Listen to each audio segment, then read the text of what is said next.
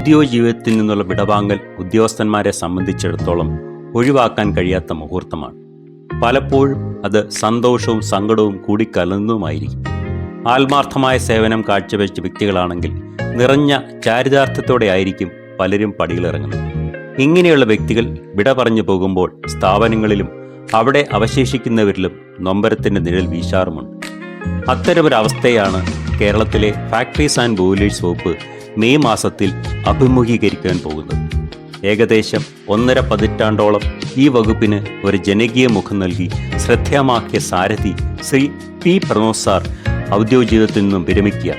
കേരളത്തിൽ അങ്ങോളം ഇങ്ങോളമുള്ള വ്യാവസായിക സ്ഥാപനങ്ങളിലെ ജീവനക്കാരുടെ ഇടയിൽ സൗമ്യത കൊണ്ടും കർത്തവ്യബോധം കൊണ്ടും സുപരിചിതനായി തീർന്നിരുന്ന ഒരു അസുലഭ വ്യക്തിത്വമാണ് താൻ നിറഞ്ഞു നിന്നിരുന്ന കർമ്മമണ്ഡലത്തോട് വിട പറയുന്നത്.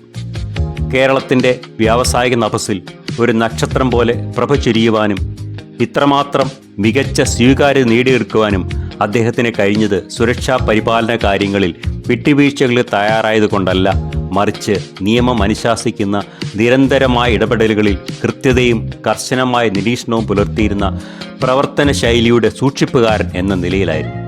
വ്യാവസായിക മേഖലയ്ക്ക് പുറമെ എല്ലാ രംഗത്തും പണിയെടുക്കുന്ന എല്ലാ തൊഴിലാളികളുടെയും ആരോഗ്യവും സുരക്ഷിതത്വവും ക്ഷേമവും ഉറപ്പുവരുത്തുന്നതിനാവശ്യമായ നടപടിക്രമങ്ങളിലും കാലത്തിനനുസൃതമായ പരിഷ്കാരങ്ങളിലും അദ്ദേഹം എന്നും ശ്രദ്ധാലുവായിരുന്നു.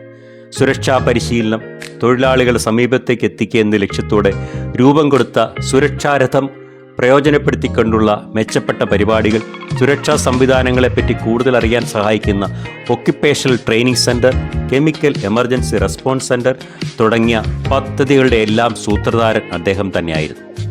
അപകടങ്ങൾ ഉണ്ടാകാതിരിക്കുവാൻ പര്യാപ്തമായ ബോധവൽക്കരണവും മുൻകരുതലുകളും സ്വീകരിക്കുവാൻ മാനേജ്മെന്റ് വക്താക്കളെ എപ്പോഴും ഓർമ്മപ്പെടുത്തിക്കൊണ്ടിരിക്കുക എന്നതായിരുന്നു അദ്ദേഹം സ്വീകരിച്ചിരുന്ന കർമ്മപദം. അന്താരാഷ്ട്ര തലത്തിൽ സുരക്ഷാ രംഗത്ത് സംഭവിച്ചുകൊണ്ടിരിക്കുന്ന മാറ്റങ്ങൾ കേരളത്തിലുള്ളവരിലേക്കും പകർന്നു കൊടുക്കണമെന്ന ഉദ്ദേശത്തോടെ ദേശീയ സുരക്ഷാ സമിതി കേരള ഘടകവുമായി സഹകരിച്ചുകൊണ്ട് സുരക്ഷിതം എന്ന പേരിൽ 3 പ്രാവശ്യമായി സംഘടിപ്പിച്ച സെമിനാർ അദ്ദേഹത്തിൻ്റെ ഇച്ഛാശക്തിയുടെ പ്രത്യക്ഷ ഉദാഹരണമാണ്.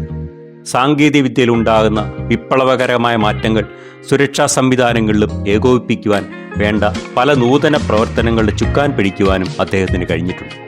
ദുരന്തങ്ങളെ മുൻകൂട്ടി കാണുവാനും ദുരന്ത നിവാരണ പ്രവർത്തനങ്ങളെ കൂടുതൽ കാര്യക്ഷമതയോടെ നടപ്പിൽ വരുത്തുവാനും കൂടി രൂപീകരിച്ച റോസേഴ്സ് സംവിധാനവും അതിഥി തൊഴിലാളികളുടെ സുരക്ഷാപരമായ പ്രശ്നങ്ങൾക്ക് പരിഹാരം കാണാൻ ഭാഷ ഒരു തടസ്സമായി അനുഭവപ്പെടാതിരിക്കാൻ തയ്യാറാക്കിയ തൊഴിൽ സുരക്ഷാ ആപ്പ് തുടങ്ങിയ പല പദ്ധതികളും അദ്ദേഹത്തിൻ്റെ മനസ്സിൽ ഉദയം കൊണ്ടു തന്നെയാണ്.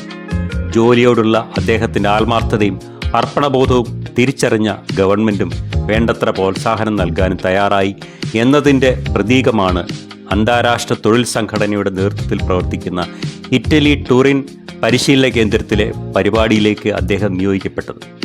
ഔദ്യോഗികതയുടെ പടവുകൾ ഒന്നൊന്നായി കടന്നു കയറിയപ്പോഴും വിനയവും സൗമ്യതയും പരസ്പര സ്നേഹവും കാത്തു സൂക്ഷിച്ചിരുന്ന പ്രമോദ് സാറിന് ഒരു പഴയകാല വ്യാവസായിക ജീവനക്കാരൻ എന്ന നിലയിൽ എല്ലാ മംഗളങ്ങളും നേരുന്നു.